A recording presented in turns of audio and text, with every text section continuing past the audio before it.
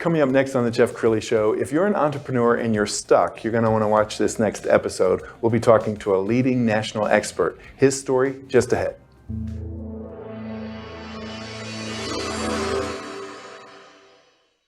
Many are predicting that the worst is yet to come, which is unfortunate, said one person here.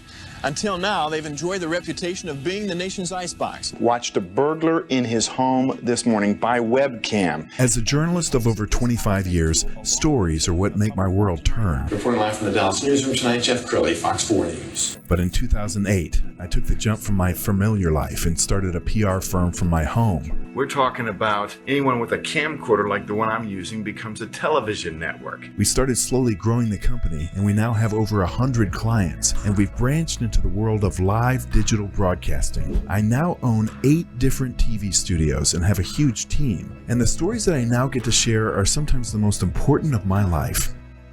Life has a funny way of coming around full circle. This is the Jeff Crilley Show. Well, I'm a member of EO, that's Entrepreneurs Organization. That's a global organization of entrepreneurs. And one of the things that they talk about in EO all the time is getting unstuck and working on your business instead of in your business. But there are just countless entrepreneurs right now who are just running on that hamster wheel. They just can't find a groove. To talk about that today, David Chavez. He's with Assured Strategy. Thanks for coming on the show. Thank you for having me. Yes, and you have a long relationship with EO as well. I know you're a sponsor of EO Dallas. Mm-hmm. I was one of the founding members of the Las Vegas chapter. I ended up being the president of the San Diego chapter. I was in EO, I think, a total of 12 years. So. Yeah, it's a great organization where they share the gold and they say, hey, I can't advise you what to do, but let me tell you what happened to me. So what are you seeing in terms of entrepreneurs, chasing their tail? Well, I think that a lot of people, they start off a company, and what I generally say is entrepreneurs are inherent squirrel chasers. We love new ideas. We love the new thing. And that becomes a little bit of our nemesis as we're growing a company. What that ends up doing is taking us off path and taking us off focus sometimes of getting to the core business of what we're really offering the customer. So people get a little off path by taking on too many side projects or too many projects at one time. And it really just causes a disruption in the company and being able to scale. Sure. And let's talk about the stories we tell ourselves, because often if you tell yourself a story long enough, you believe it. Oh, yeah. Well, we tell ourselves, some people say it's 6,000 stories a day. Some people say it's 60,000 stories a day. And it's interesting because those stories really shape the way we're doing things and the way that we think about things, too. And it's really interesting to go into a company where maybe they're not growing the way they really want to. And the company itself is actually telling itself stories also through its leaders. Well, one of the reasons David is on the show because he gives concrete information. I know that there's a lot of consultants and strategists say, hey, if you buy my program, if you buy my book, I'll tell you what to do. And I watched an interview that you did with Kathy Ireland. We're going to put this on the screen. And in this episode, you just gave away the gold. And I love that. You have the heart of a teacher, don't you? Yeah, pretty much, yeah. I really want to just help people, and just because they know something doesn't necessarily mean they're actually going to do it. Yes. So a little bit of it is, I'm fine with giving away the information. Hopefully some people will pick it up, but really it's to give away the information so they can use it to really scale their company if they can do it on their own. If not, we're here to help. That's what we do. Well, and I have to believe that your service has become even more popular following the pandemic, because you talk about something that caused people to get stuck. I would suggest that everybody on the planet has undiagnosed PTSD, because the whole world shut down. Yep. And if you were a small business owner, suddenly, unless you're getting a PPP loan, you're facing, I may be going out of business. What are you seeing?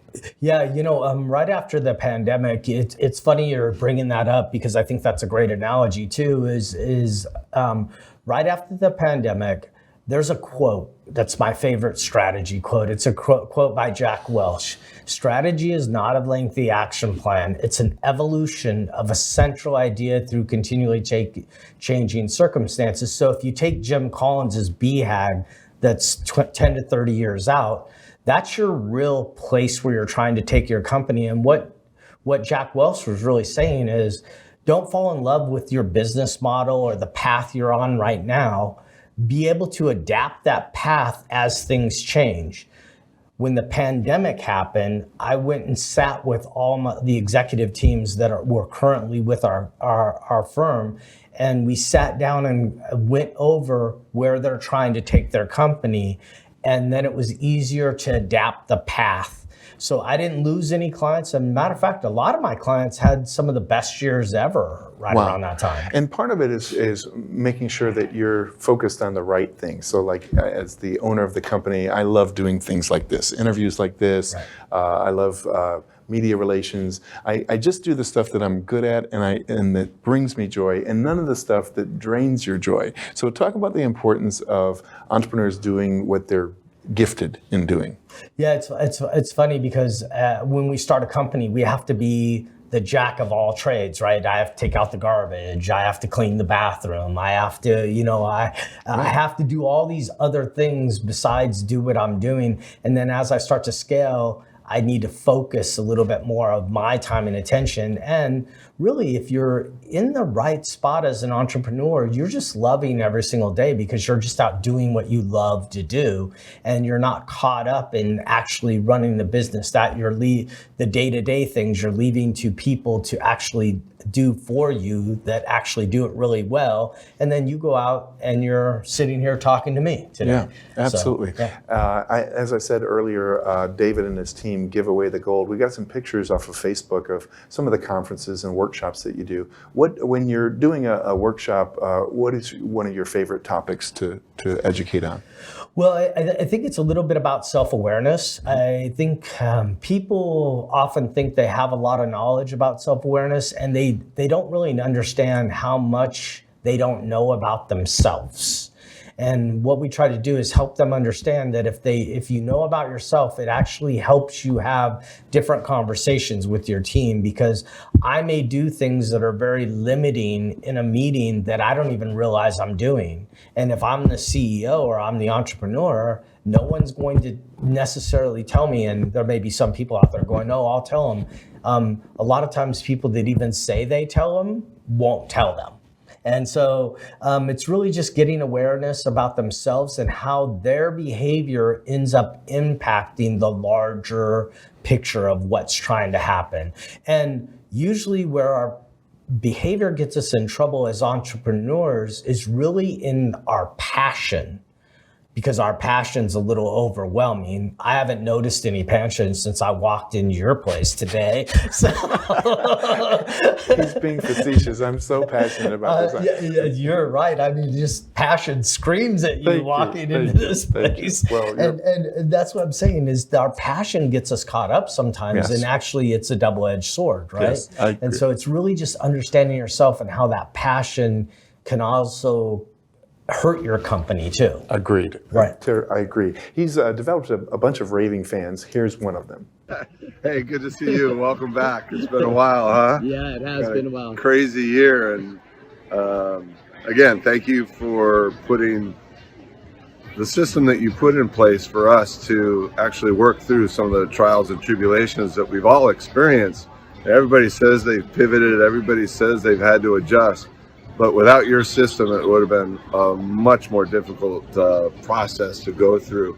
And so we just followed our core values from being warm and engaging, valuing the person in front of you, down to earth, there to think differently. And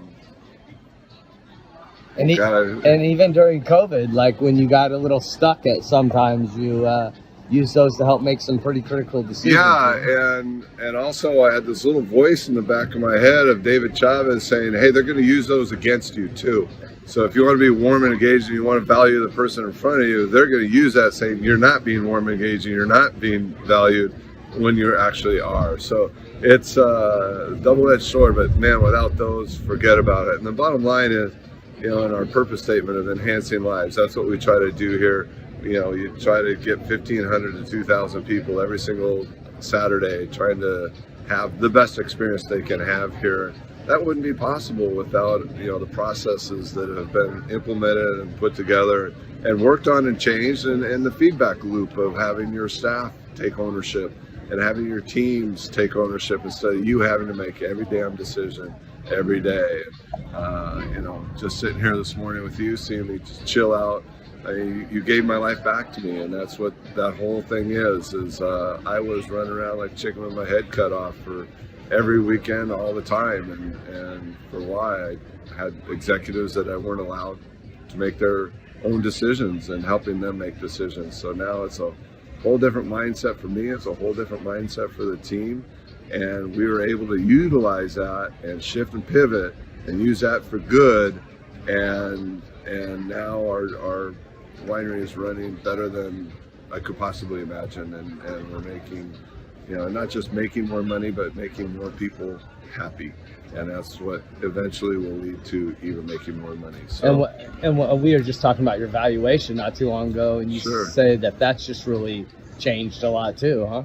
Yeah, just as a valuation of the business and valuation of the real estate, and with it growing and expanding and putting money back into and revitalizing and all the stuff we've done,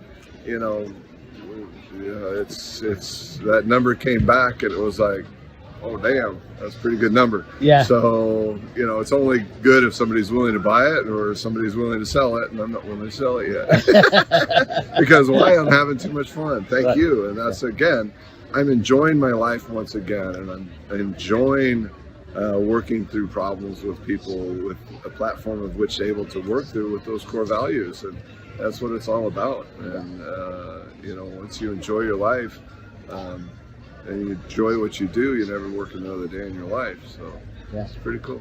Well, hey, it's great talking to you again, and thanks for sharing a little bit with us. No, it's all good. See, I love that, David, because it was just so organic. You filmed that on your iPhone.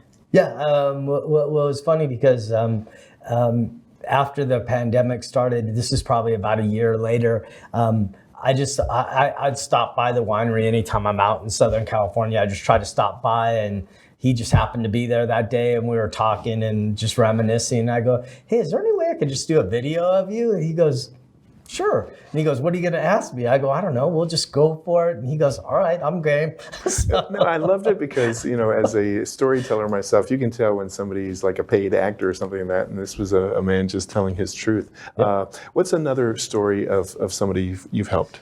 It's really interesting. I have a client right now that younger guy, very, very bright, business doing fairly well, multi-million-dollar company, just wasn't doing what he wanted it to do and couldn't figure out why. He thought his business was the product he was selling, but actually what he's realized is the technology that he was building around his product is his real asset. And then the other thing was he was trying to do a lot of it on his own. And we put together a leadership team, a senior leadership team, started meeting on a regular basis with them. The ideas and the flow of what he's been doing, he's more than doubled his revenue in a couple of years, And that's been pretty astonishing to him because he never thought he could grow that much. But really just fixing the ideas that were coming in, because all the ideas were his. Now his employees are giving him ideas. They're actually helping him fix some of the problems that the customer's having even better than he was trying to do by himself. And before he was trying to do it all himself, and now he's allowing his team to solve a lot of these problems. So he's not as busy, which is allowing him.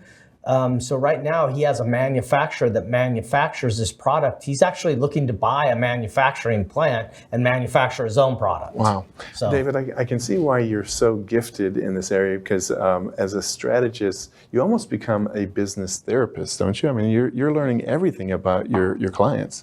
Most definitely. We use behavioral profiles. We do actually 3. We do one that's the DISC, which is the behavior, how I act and behave. Then we use the values index, which is your motivations to really help you understand what you're motivated about. And then the last one is the attributes index, which actually teaches you how you think. And once you understand these things and start to get a lot of self-awareness around some of these things, you can start to mitigate the things you're not good at and get out of them and backfill them with the people who are really qualified to do the things you need done. So David, in the little time we have left, if somebody contacts you off your website, what's the procedure like? Do you get on a Zoom call or a phone call, or how does that work? Yeah, we usually meet with them. We'll have Linda, our revenue officer, talk to them, and she'll get them, find out what's going on with them. And then what we'll do is we'll get on a call with them with a coach. One of us will get on. Usually it's me. I try to get on and really try to understand what's going on with that client to figure out what they really need so I can match them up with the right coach, because I don't want to match them up with the coach that doesn't have experience around what they're trying to do. And that's how we approach it. And then through that meeting, then we'll start to identify some problems and identify, look, our clients, most of them don't have, their business isn't doing bad.